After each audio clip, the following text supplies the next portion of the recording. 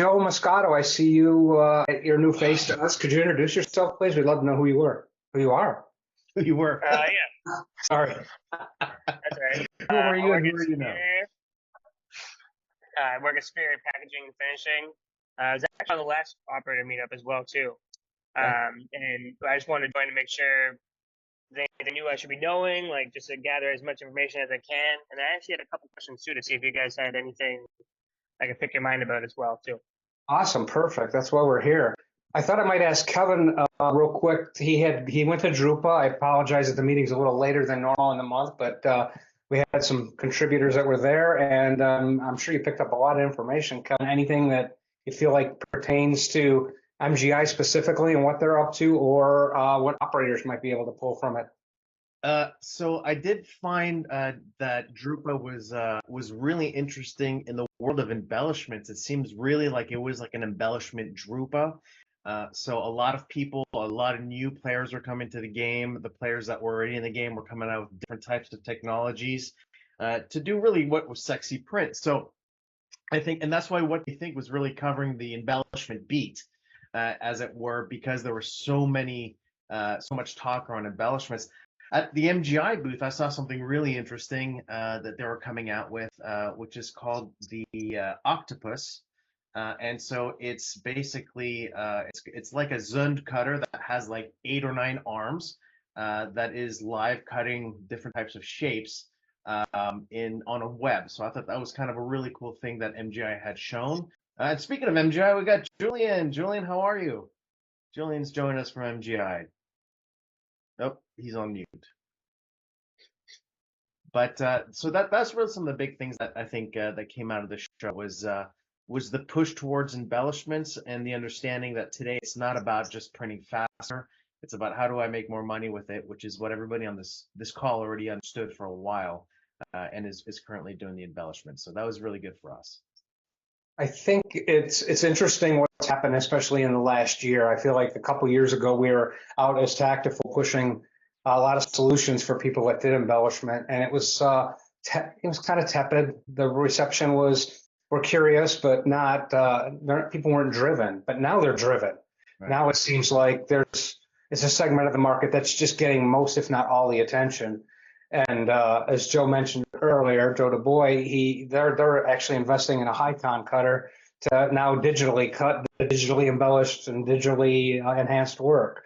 So if it's obvious what direction it's going. So you guys as operators, you're becoming more and more relevant and more important to the process. So I find that very exciting, and to see MGI continuing to push the envelope is fantastic for our industry.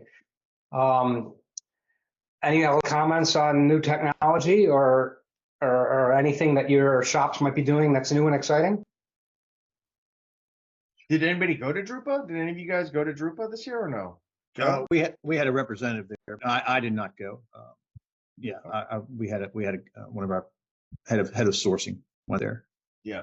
And met us. But he saw some really cool stuff. He came back and talked to about the really great show. I was just touching back on what Ken just said, that I went to an awards event, local awards event a couple of months ago, and I was astounded by the people who still did not know about digital embellishment. Really? And these are all print people. Right? These are all people in the printing industry, young printing salespeople, young printing project managers. They just don't know about it. They were so blown away that this can be done digitally. So again, it's still our obligation and still our responsibility to educate these people and get the word out. Always. Actually, I did want to make one quick little announcement before we jump into it. And I know, Joe Moscato, you've got lots of questions. First off, I wanted to introduce Julian. So Julian Walter is in charge of MGI Labs. And so he's doing all the cool software stuff that MGI has been working on. How are you doing, team? Fine, and you, everybody. Sorry, I joined a little bit late. I was just in a hurry, but thank you very much. Very good. For welcoming me. Yes, well, this is a very open community. We love having everybody a part of it, and especially if MGI wants to join and learn what their operators are going through and learning what they're up to. I think it's a great idea for everybody. But Ken, I did want to make one point that I saw that I thought was cool that probably the operators would love was, so MGI's got this new machine coming out called the Alpha Jet. And so it's B1 printing, and it does varnish and foiling. And what's really cool is that they've been able to put like 2 different varnish engines, and one of the engine was spitting out the varnish that you guys all know and love that can act as an adherent. But they were also showing something new, a second engine that was spitting out another varnish, which they're calling the anti-foil. And so this was a varnish the foil did not stick to. So in one pass, you can have both varnish that is adhesive and varnish that is non-adhesive going through the machine, which I thought was really cool. It definitely would save you one pass, and I thought that was kind of cool. I thought I'd mention that with you guys. Well, that is amazing. I had to really think that one through. That opens up even more possibilities. Holy smoke! Wow, that's awesome. Yeah. Well, Joe, you're a lucky guy because we've got the factory rep, we've got a tech, field tech, and we have quite the brain trust here today. So we'd love to hear what you got to share with us. So whether it's questions or successes, go ahead. Okay, so I was wondering, I'm sure most of you might have an answer to this, but I've never been able to give like my managers a clear answer on the usefulness or when to apply dithering when you're using a job. Like when might that help, or what's that really used to apply? I know it's like maybe low voltage. I looked it up online, but I haven't really seen much results when like checking the box to have dithering applied or not. So I was wondering if anyone could clear that up for me. Oh, that's a Matt question, no, Ken? Yeah, I think so. How you doing, Matt? All right. Well, the difference is subtle, and it really can depend on your machine a little bit. But usually, when you get down to the nuts and bolts of how the print heads work, it's going to be cut off basically at 30%. I mean, they can go lower than that if the machine is set to do that, but they're typically not. So basically, you're dealing with the 30 to the 100% range when you're talking any kind of grayscale coverage on the machine. So if you're trying to get like a 5% or a 10%, you really need to go with a different pass and just go with a lighter weight on the micron level of the varnish. But that said, the difference between dithering is really subtle. Visually, it tends to create a smaller droplet, if I'm not mistaken. And if you are having issues with like a moire pattern, or you're using a grayscale image to create your varnish mask rather than a hard bitmap, which is either black or white. So it's black or nothing, but which is like a 1-bit image. But if you're going with an 8-bit image, you've got not the 256 grays, but it starts at the 30% and then goes up to the 100%. That's the range that you're dealing with. I have never found a usable application for it. And the differences that I've cited are just completely subtle. And actually, I've tried it with and without in some cases where you're supposed to be able to use it, and I prefer it without. So it's just a matter of if you're using a grayscale mask and you're not quite getting the coverage you want on the lower end, you might try the dithering and see if it improves the situation. But 9 times out of 10 in every case that I've tried, it doesn't. And that's probably because the print heads are limited to not have output below 30% on a grayscale mask. That's a good Okay, point. great. Does that make sense? Can I come into the Yes. speak about it? Absolutely. Marco, I forgot you were on the call, buddy. Welcome back. Help you. Hi. I'm not on a video because I'm in a hammock on vacation, so probably you will be jealous, all of you. We are. We're already jealous, Marco. Yeah, just say hi. Yes, the dithering basically allows you to go below 1 drop. What Matt says, 1 drop on the 3DS or 3DO is 7 microns. This is the one drop of the heads that we use from connector mold. And basically it makes the if you doing the real 3D, let's say 3D image with gradient, you will get the much more how to say it, finer steps between the 90%, 80%, 70%, and everything. Your how to say, the curvature of the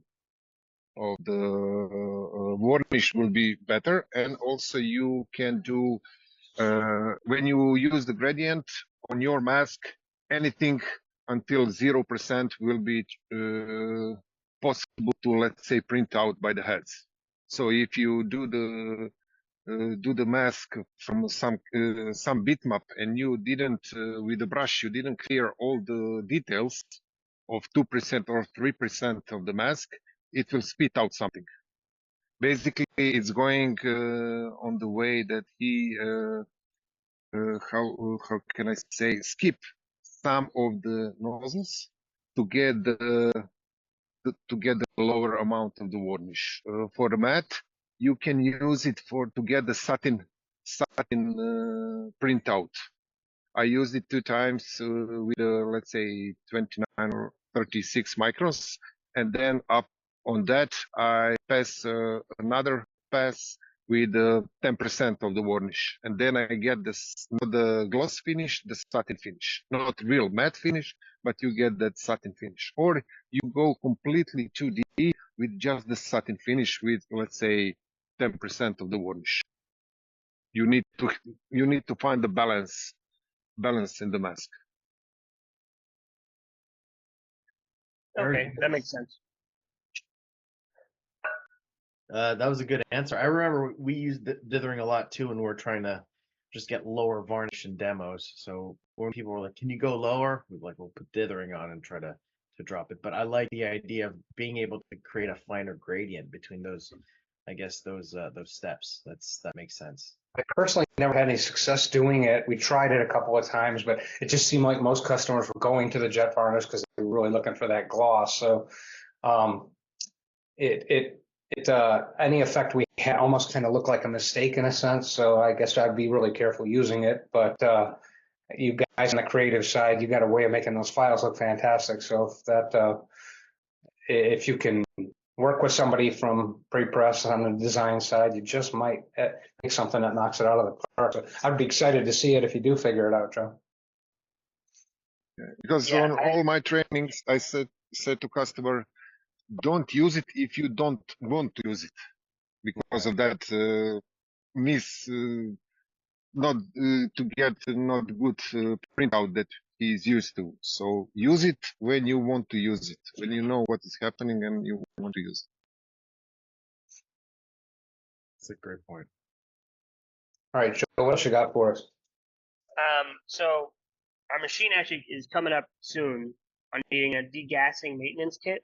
And I was wondering, what are some signs that an operator could see that it's actually time to replace that kit if you didn't get the warning from the machine? Like your degassing, where would that show issues in your quality if you have a degassing problem?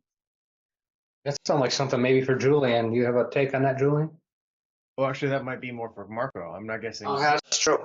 Julian's more on the software. I don't know, Julian. Do you have any feedback on that, or is that more for Marco? That's more for Marco. Yeah. You're right. I'm just on the software part, and even around the device, so deep inside the device. I mean, I will let you answer. Joe, which machine do you have? The Evo? The 3D Evo. 3D Evo. So basically, the gassing is the filters to remove any micro bubbles of the air from the varnish when it's pumped from the tank through the pumps to the upper intermediate tank. So what you can see in the printouts are the micro holes on the printouts. Really, inside the varnish could be a little micro hole from the air that left behind in the system. and that's all. Basically, change it. From my opinion, change it. I had it on a 3D machine, the customer in Maribor. They were pleased. They didn't want to change it. They were okay, but I told them change it because then you have completely solid, full glossy surface. There you have it. Yeah, I kind of figured, but I just wanted to make sure that I was understanding it correctly. So I definitely appreciate that. Thank you. Are you starting to get Yeah, that? only big machines have the gassing. 3DSs don't have the gassing. So, for your knowledge, only 3DL and 3D EOs have those parts of the varnish system. Yeah, very good. Thank you very much, Marco, for that detailed response. Joe, are you starting to see that? Is it time? Is it time? Yeah, I think we have been seeing it a little bit, and I wasn't sure. I kind of figured that might be the issue, but I wanted a solid answer from somebody who knows what they're doing, where I could say, hey, to the point that this is something that is what would need to be addressed. Awesome. Very cool. Good stuff. Anything else, Joe? Yeah, I had a question. Does anybody else have a 3D Evo here on the call? Joe does. Okay, have you experienced any problem with the resistor being installed incorrectly? Because we had that issue, and I wanted to know if we're getting a lot of shutter errors. I was curious if you've had any issues with the resistor where you possibly had shutter error too. Yeah, Joe, it's a great question, but I'm not the one to answer that. I'm more on the sales side and the marketing side of this, not the internal operator. I always hop on these calls just to try to learn some other things myself. But I can't answer that question for you, Joe. But I can certainly look into it for you if you like. I mean, you and I can get offline and hook up via email, and I can set you up with my operator. Joe, that'd be you great. get Jan on here. Yeah, I need Diana on here. That's She's I need awesome. my operator. She's awesome. We have an amazing operator. Her name's Diana, and she's just taken this thing and just grasped it and just taken full responsibility, just learning everything about this machine. So she would know the ins and outs. And I could probably set you up with her, Joe, via email. Yeah, that'd be great. She's awesome. How about What is I didn't understand. What is the problem? shutters? Actually, there was a resistor in our machine that wasn't installed. It goes into a small housing unit, and it wasn't put in properly from when we got the machine because nobody had ever touched it, and it was causing us to get shutter errors. But what kind of errors? What was the error of the shutter? Motor defect, shutter motor defect. One of the problems could be the bearings of the shutter, because shutter is on a circular, well, let's say how to say it. It's twisting upside down and going on. I don't know how to explain like this, but if you remove the UV unit out, and there you have four bearings, small bearings, that on which is shutter is supposed to sit on, so it can turn around in 360 degrees. Those bearings could be rusted or something with them. Even sometimes can be jammed, so the motor push itself and cannot turn the shutter. And also you have error on the sensor for the shutter position. So those are two problems that I've been struggling with on my 3DL and customer Evo.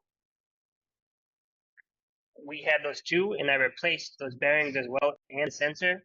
But also, one thing that we did end up finding was that resistor. So I was curious if anybody else had seen the resistor had an issue with its installation, and I wanted to know if anybody else had seen that. Good to know. It's like first for me seems like a also. one-off type of issue. I can't believe that would be common across the board, but that would be really interesting to know. Yeah, that's why I was wondering. I was like, has anybody else incurred these problems, and then if that had been found as well too.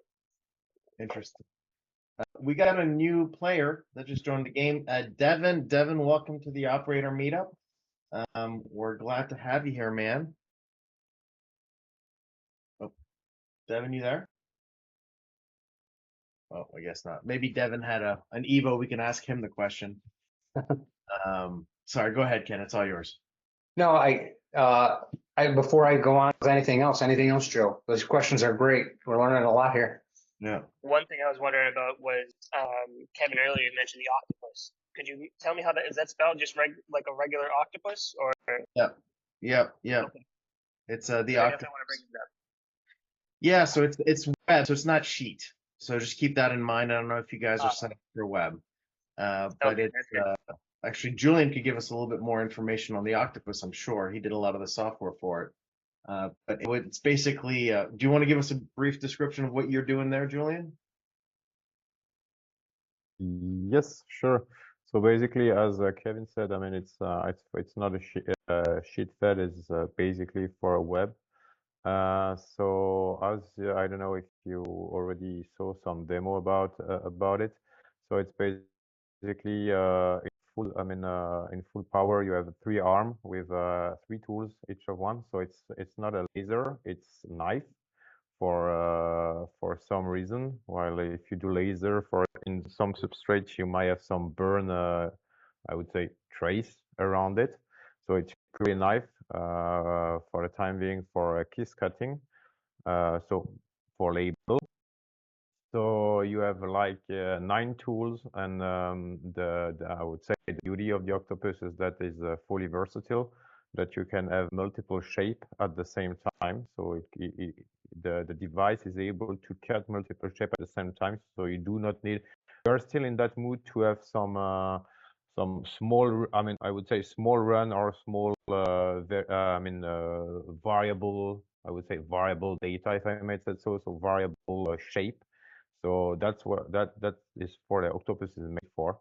So that's the first step for the Octopus, so web. But who knows that in the future we will move on with other type of application. Cool. So it should be the Noctopus, not the octopus. Yeah, okay. We can discuss about the name. That will take ages, but well, the idea is that you can do multiple shape in a really good speed, and what you need to understand is really the versatility of it. Yeah. So you can play with small runs, but basically we have some application like in France you have the Beaujolais.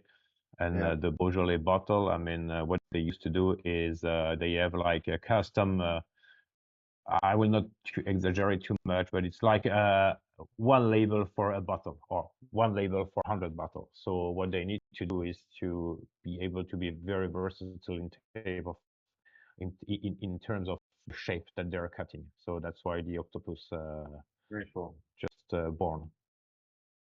Well, I think It is cool. Go ahead. That is pretty cool. Well, I thought that's one of the things Sorry? that I saw at Drupa was, I saw it working at Drupa, and I thought it's really fun to watch. It's incredible. But a lot of people were talking about, like, long term, a lot of this commercial print going to a web, which I thought was kind of fun. Are you guys hearing any of that? Being like where business cards will be done on a web one day, or things like that. Is that something that you guys are hearing, or not so much stateside? Yeah, I haven't heard too much on that, Kevin. Yeah, that was an interesting trend I picked up on. Yeah, I mean, Drupal just exposes a lot of stuff that we just don't see here in the States that often. Over in Europe and those countries, it just seems like that the ideas and the creativity is much broader over there, and new things pop up over there versus here in the States when it comes to the equipment and what it can do. They say the same thing about us over here. I think when you're a sheet-fed shop and you think about going to web, which we did over and over again throughout the years, you're looking at a huge format change in your shop. You're looking at it's not profitable unless you're automating everything. You need to be able to do as many things you can in line, and it's from everything from plate making and big equipment from the offset side to the digital stuff. It seems like it's quite a commitment. You really have to think that process through. So it's great that the devices are coming out, because when people do consider it, to know that there's solutions for a lot of these problems is big. It's big as an operator and an owner. Yeah, great point. Great point. Yeah. you kind of nailed it. I think the problem is that there's a shortage of Joe Moscatos out there and Matt Redbears. It's really hard to find really talented operators, and being able to basically line up all these machines into one and have one operator run it is kind of, I think the difficulty in finding good users from an operator standpoint, which is the reason for this whole this little group that we have together, is driving some of that conversation. I guess I'd like to find out from Devin if he has anything in particular for us before we run short on time. Devin, do you have any questions for us, or do you have any stories for us?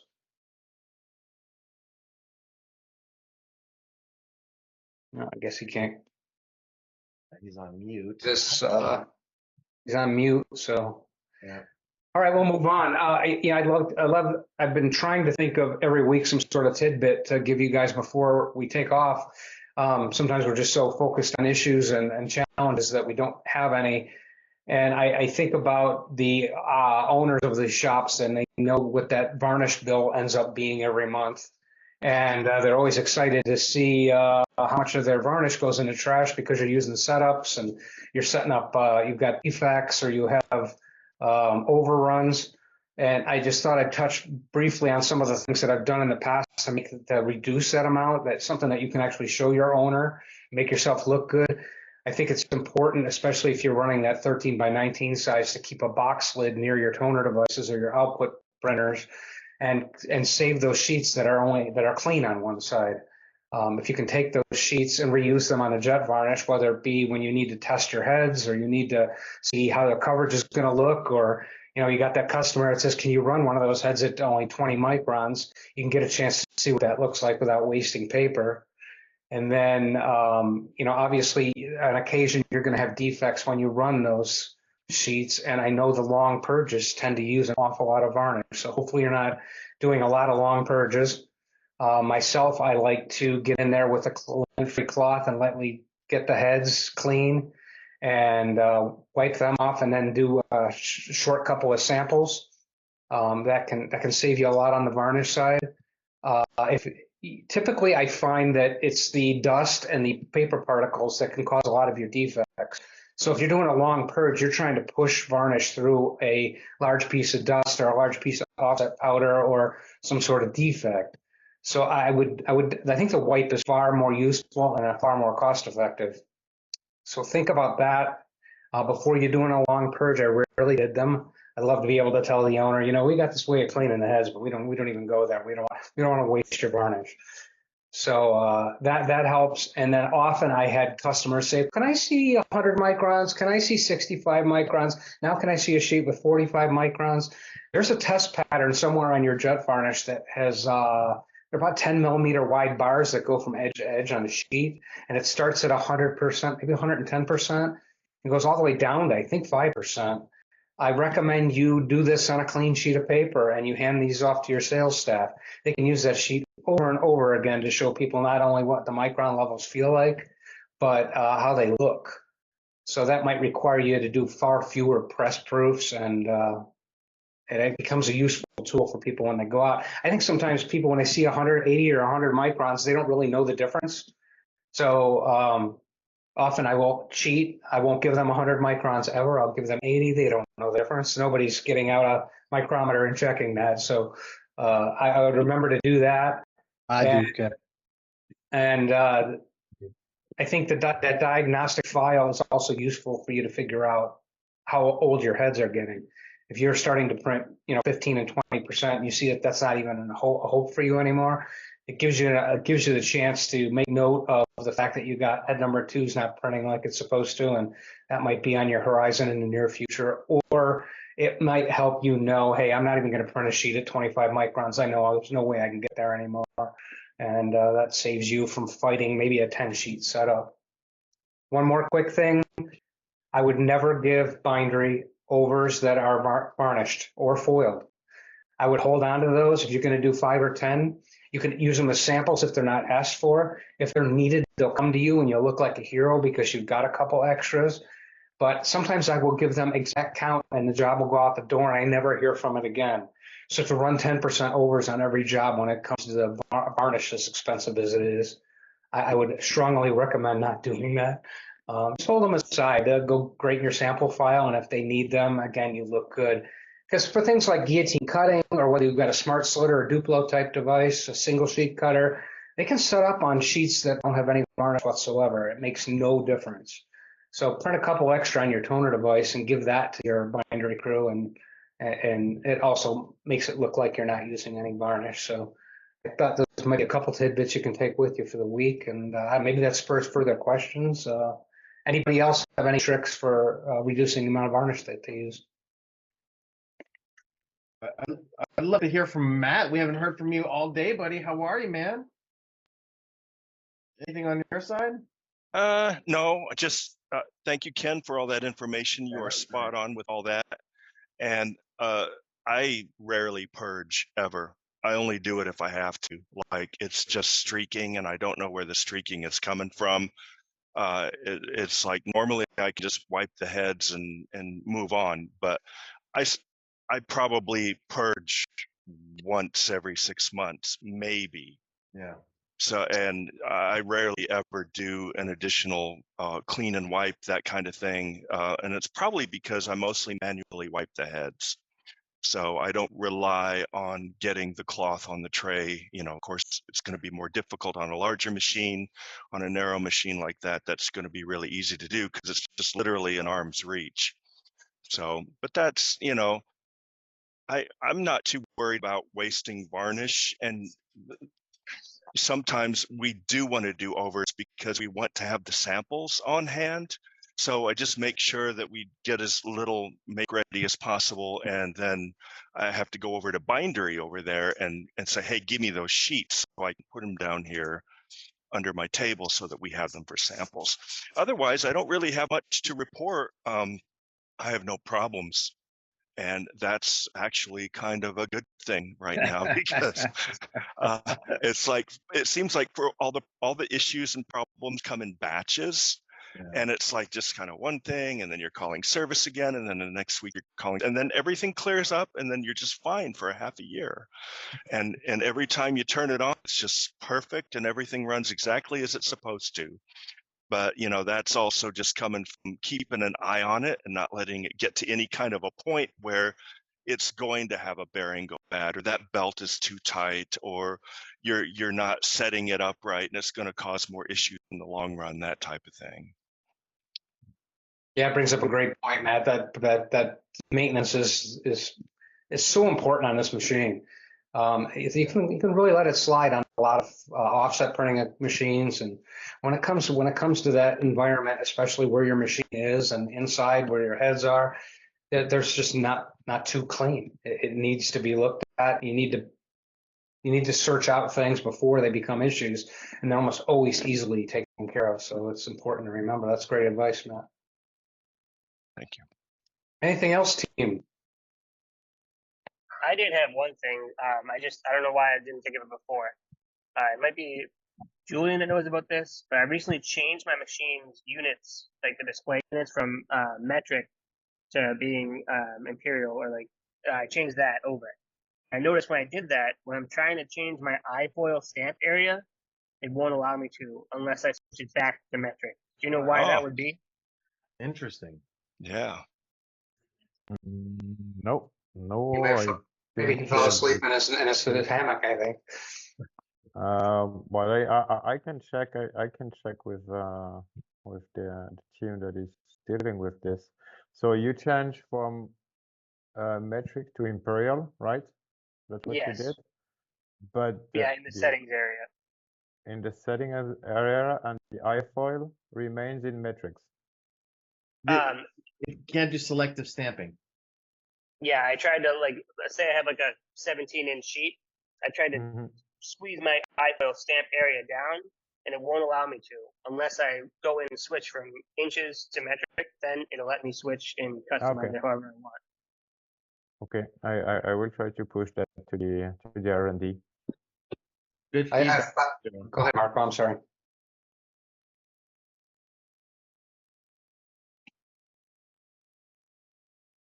I think I can speak for the group. I've gotten so accustomed to metric. Why did you go back to Imperial? Was there a strategic reason for it? We have more than one operator on the machine. Sometimes I'll bounce around and go to another machine. And I just found some of them weren't as accustomed to it as I was at this point. Because just as you said, I'm kind of more used to it at this point. But I figured I had time one day. I was like, oh, it won't hurt me. I know winches as well. And then when I did that, I found it almost caused more problems where Interesting. I couldn't change my iFoil. That's a great find, man. That's a phenomenal bug that you found. Actually, yeah, because I'll tell you what, Siri gets a lot of work from me. I'm like, hey Siri, how many inches is 320 millimeters? Yeah. Siri says 12.6. Yeah, exactly. You need to switch completely to metric. Yeah. I wish we had here in America, but Marco, it's not that easy when you're raised completely from birth using the imperial system. It's really hard to visualize. I still have trouble with the difference between miles per hour versus kilometer per hour. I can't figure out in my head, I know it's simple mathematics, but I just can't reason it out when I need to. So it's just so deeply ingrained. It's just not as easy said as it is done. Well, I think now I understand. we figured out MGI's master plan to slowly but surely convert the rest of the world to the metric system. So Every other press manufacturer, yeah. Hey, can I also mention that I have the designer meetup in about 10 days? Yeah. It's June 28th. Yeah. At what time is it? 11. At 11 a.m. And forum, it is a Zoom-based open link. So I don't know, Kevin, if you have that handy, if you could drop that in the chat, that would be helpful. Feel free to distribute it to anybody who might be interested. Put it out in an email, send it to someone that you know. And it's just pretty much going to be an open discussion on design elements. And I'm sure someone's going to come up with something in the meeting, and then we'll dive right into it. And if you haven't been in the meeting before, what we've been doing is actually taking real life situations and getting around the obstacles and coming up with a finished product. Yeah. So it's quite an interesting, lively group, and I would look forward to seeing more and more people joining us. Yeah, I could suggest that to your peers. It's unique, very unique in a sense that Matt will solve their problems live. I mean, he can work on the files with the people that are struggling. So that tool would have been phenomenal. I mean, when we first got our jet varnish, I hope you're able to all take advantage of that. It's fantastic content, and he puts a lot of thought and effort into it. So it's fantastic. We're getting a little low on time, guys. Unless you have another question, Joe, you've been phenomenal today. You've given us lots of great input, and we've all learned a lot from your questions. So as I say, never not ask a question, because it's always going to lead to some great conversation and some life lessons for us all on the operator side of things. Thanks for all your content. Yeah, real quick. I don't take up too much time. Joe, Kevin, if you can send me Joe's email address, and then Joe, I set Joe up with Gianni, and they can get together and talk about those things we talked about earlier. It'd be great to see your operators if you have any influence over that, Joe. If they could, I'd love to see them come back on. I know they were here a couple of times. Yeah, I'll get them back going. We're pretty slammed right now, but I will certainly get them on. I want to get them on for Matt's call in a couple of weeks as well. That's great news. That's great that you're slammed, and I'm not surprised. Anything else, gentlemen? That's it. Well, great having you, Kevin. Thanks for hosting. Matt, great to have you here. Julian, we're welcome. Anytime. We hope to have you here more. You've got tremendous insight from the factory, and Marco, you're a stud, and we love your technical input. It's great having you. Yeah, thanks for dialing in on your vacation, man. We really appreciate that. Devin, we hope to hear from you soon. Hopefully you got some tidbits. We'd love to hear what you guys have been up to. So great to see you all, and I guess we'll see you in a month. Yeah, see Right. you next month. Thank y'all.